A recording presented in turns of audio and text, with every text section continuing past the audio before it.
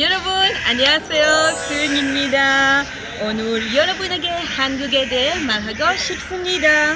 네, 그럼 오늘 첫 번째 게스트 하임입니다. 하임 씨, 안녕하세요. טוב, איזה כיף שאתה כאן איתנו. האמת שאנחנו מודים לחוג ללימודי אסיה מדור קוריאה באוניברסיטה העברית שאירח את חיים ואותנו כאן. חיים הגיע בעצם להרצאה מטעם קורס תרבות פופולרית של דוקטור אירה ליאן. אז אתם מוזמנים לשמוע את ההרצאה, אנחנו כנראה נעלה אותה בהמשך. אנחנו נעשה איזה שאלון מאוד מאוד קצר עם חיים שהסכים באמת ככה לדבר איתנו. אתה יכול להציג את עצמך קצת בקצרה? כן, למה לא. אני חיים, בוגר של המדור ללימודי קוריאה פה בעברית.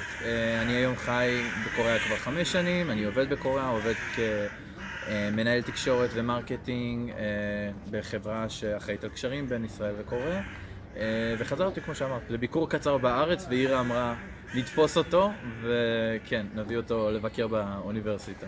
אז כמה זמן היית שם בעצם בקוריאה? אני בסך הכל 5 שנים, 5 וקצת, כן. אתה יכול לספר לי קצת מה בדיוק עשית שם?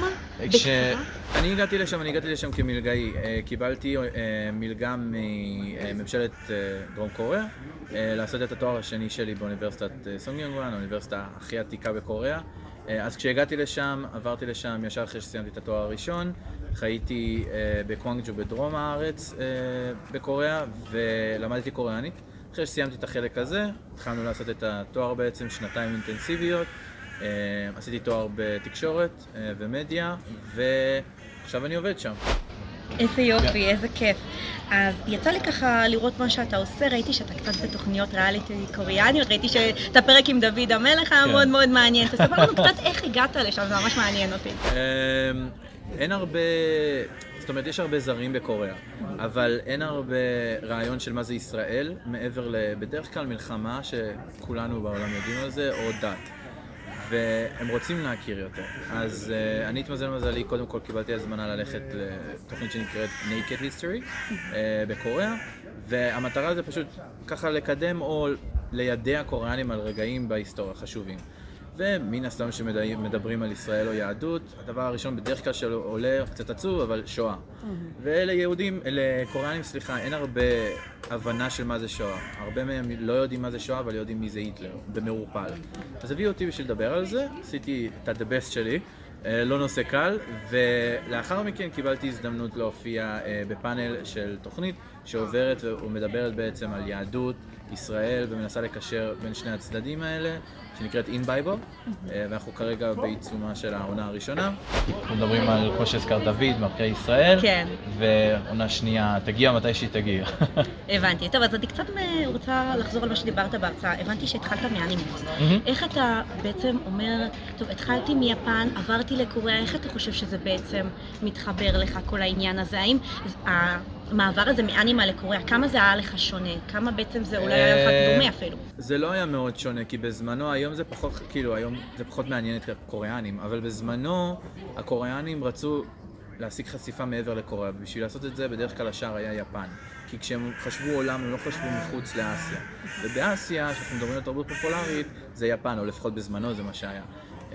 היום אין ספק שזה קוריאה. אבל בגלל זה הרבה מהם עשו את המעבר ליפן. וסיפרתי למשל שמי שהכניסה אותי לכל העולם הזה, זה הייתה בואה, שהיא כאילו... יש אנשים שלא מחשיבים אותה אפילו זמרת קוריאנית, הם חושבים שהיא כאילו זמרת יפנית לכל דבר. אני כתבתי בקורס של אירה וניסי מחקר קטן על זה. אז כן, היפנים ממש מחשיבים אותה כשלהם. אז בגלל זה שעשיתי את המעבר בין אנימה או העולם של יפן לעולם של קוריאה, זה לא היה כזה כבד. כאילו, בזמנו זה לא היה מאוד מאוד שונה. כשאת מסתכלת על זה, איך אומרים? מלמעלה.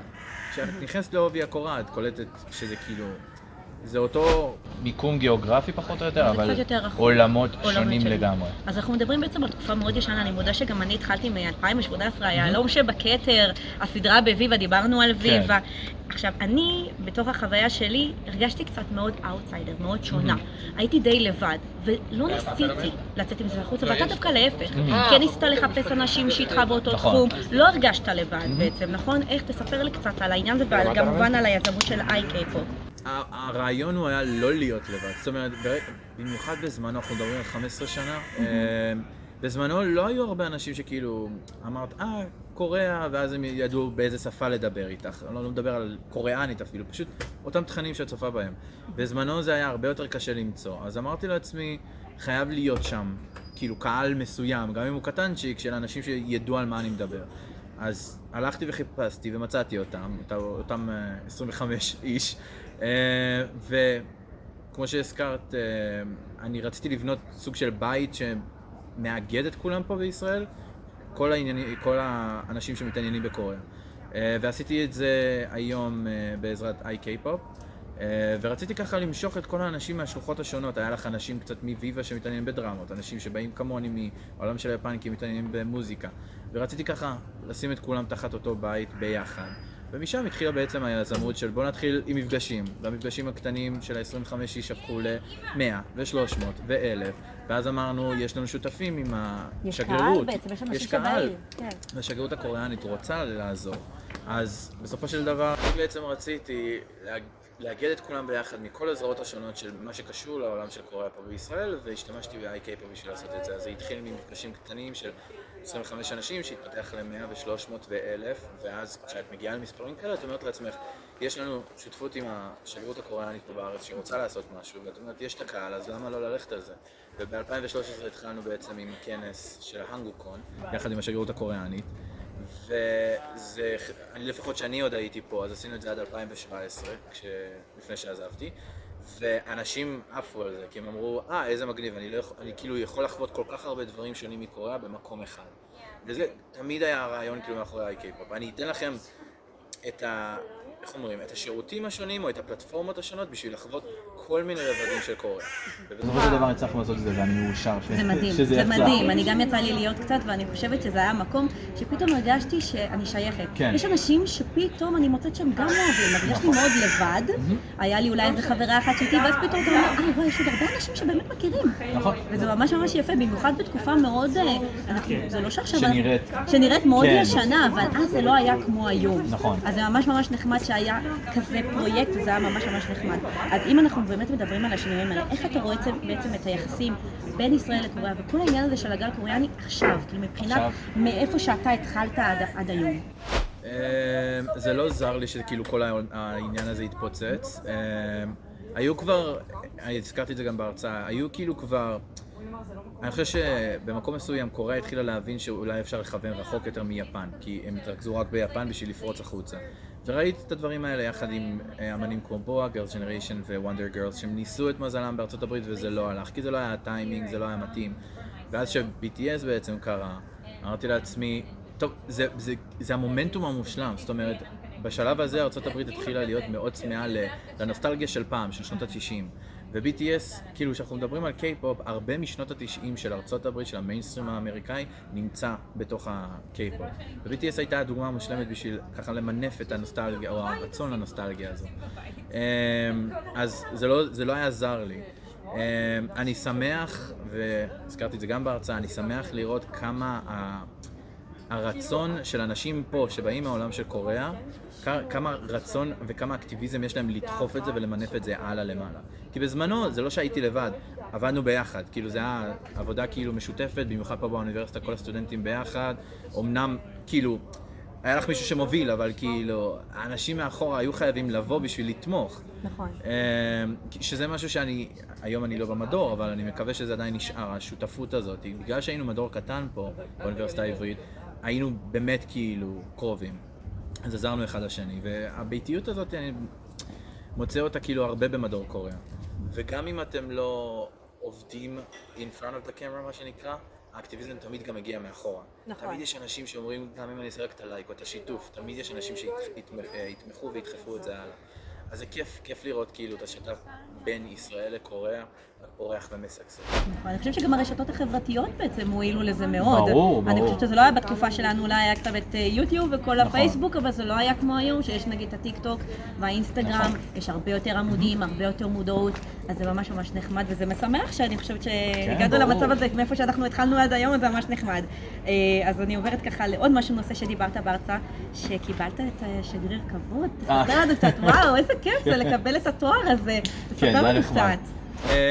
זו תוכנית שמציעה בעצם, מציע משרד הספורט, התיירות והתרבות של ממשלת קוריאה, קוסיס, והם מציעים את זה כל שנה, זה רוטינה ככה שנתית, ואני ראיתי את זה פה ושם, כאילו להגיש מועמדות, ואמרתי בואי אני אנסה, למה לא? כי אחרי הכל יש לי רקע מסוים שנוגע בתרבות קוריאנית כזר, והם מחפשים אנשים שיעבו כשגרירי תרבות קוריאנית לעולם החיצוני, כאילו לא לקוריאנים. אז הגשתי, והתקבלתי שזה היה נחמד, ואז הם בחרו אנשים מסוימים שהם רוצים שיבואו לטקס פתיחה, והם בחרו אותי, וזה היה מאוד נחמד.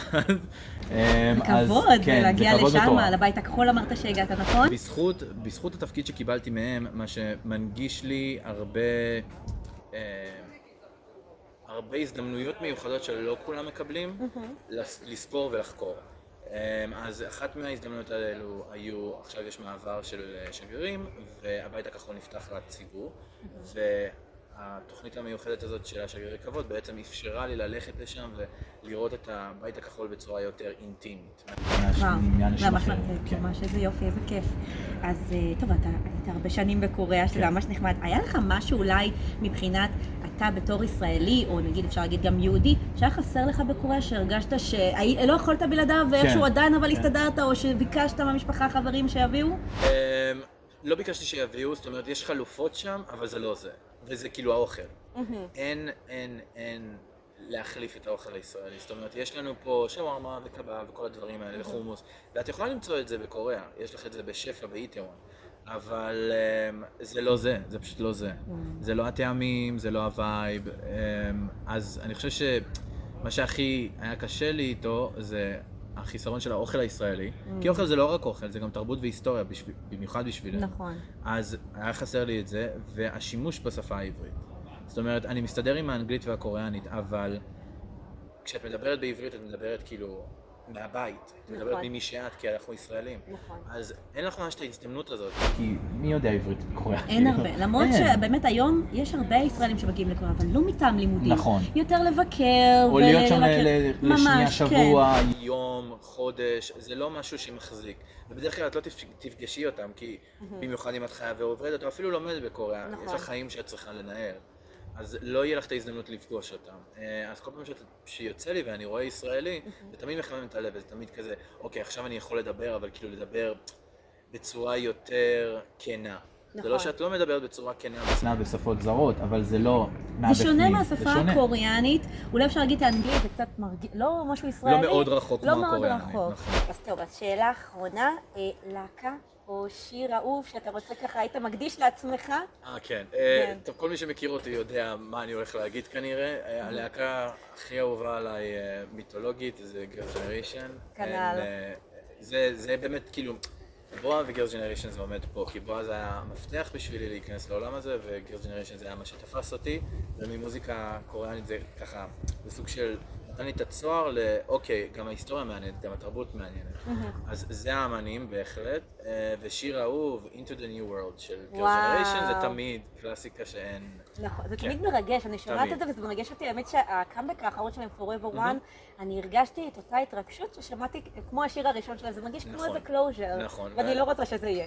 בדיוק, וזה לא יהיה, אני מאמין שהם יחזרו ואני אתן לך עוד איזה משהו נחמד אולי שלא שמעת, הייתי בקונצרט שהם הופיעו.